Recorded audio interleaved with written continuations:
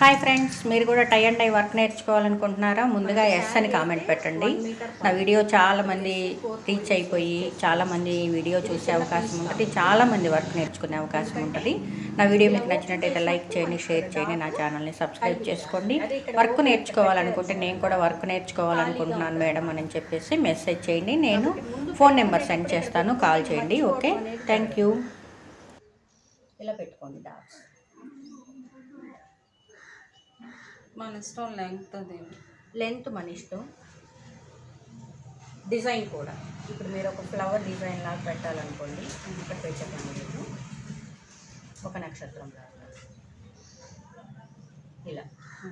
లేదు ఒక స్క్వేర్ టైప్లో